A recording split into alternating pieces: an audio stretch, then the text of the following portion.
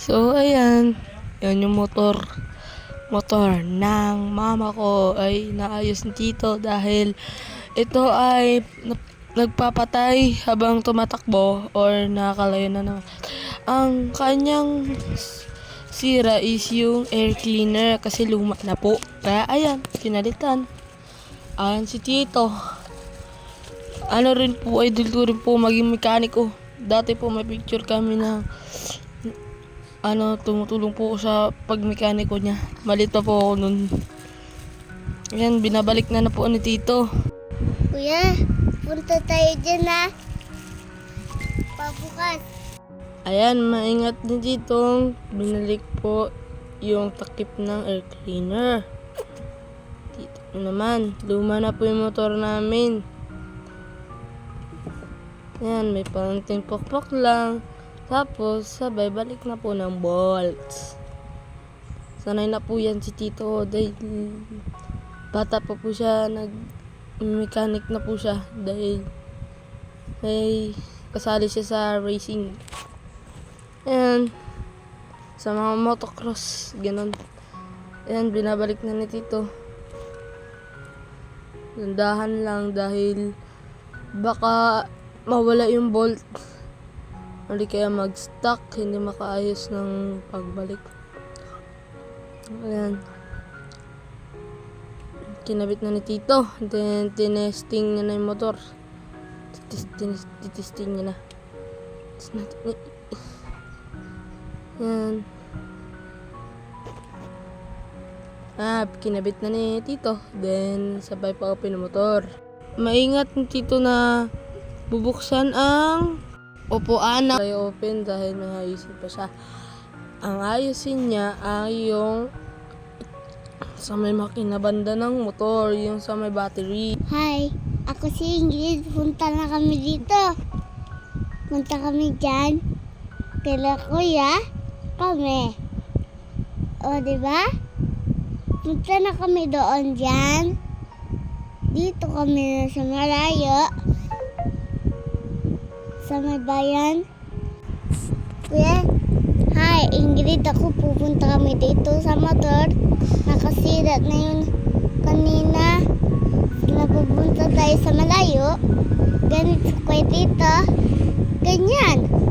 Diba? Punta tayo kasi bukas na lang makasama tayo.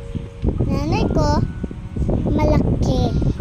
Sabi ko, bili kami na malaki. Mamaya hanga ako, babay. Iwanan natin ni nanay yung motor. Pagbukas na, mabinding kasama. Kanina. Ayan, ayos na yung motor. Nagagamitan na rin sa side. Pinapaanda na ulit. Yan, piliga na ulit ni Tito. Napakabilis. Yan, magalaw na pa yun yung motor, umatras na. At ayan yung pag-free niya sa likod taas, diba? Sunod naman pang inaayos dyan is po yung ilaw. Dahil daw po, delikado pag gabi po. Dahil sa, baka madisgrasya dahil yung mama ko po yung nagagamit niyan. Minsan ako po, minsan din mama ko talaga. Ayan, si Tito. Isang Tito ko at yan, si Tito. May kinakuha sa loob. At ang hindi ko alam.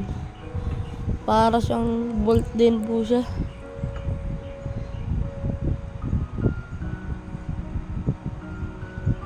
Ayan. Wala ni Tito yung screwdriver. Then, i-screw niya para makakuha yung nasa loob dahil mahirap daw po yung maliit na piece ng bolt. Ayan, ginamitan niya ng screwdriver dahil sa huli meron po yung magnet. Ayan, tinitignan si Tito. At ayan yung isang motor na Rusi din siya pero looks good pa. Yung mukhang bago pa siya pero ang may-ari po yan ay si tatay. Ganda rin po talaga ng motor. Kaya ninayos ng Tito dahil daw po baka dahil po may butas ang gulong, ang interior. Ayun, nice pa ni Tito. Ang ginawa po dyan ni Tito Gi, bukit na lang po. Yan nga po yung view sa labas. Sa harap ng kanal dyan. Mainit po masyado kaya dyan talaga kami po sa loob, nakasiksik sa loob. Dahil sobrang init at ayan po yung campus na paaralan ng mga magpapari. Ayan yung si yung motor, si Mio. Ayos na po yan siya dyan. Nagpainit na po siya, sunburn. Yan po yung view, matabing kalsada lang. Delikado kapag may alaga po kayo dyan na mga papi. Kasi pwede sila tumawid, o di kaya mga bata. Yan nga yung motor na Rusi. Binubombahan na lang dito ng hangin para maayos na.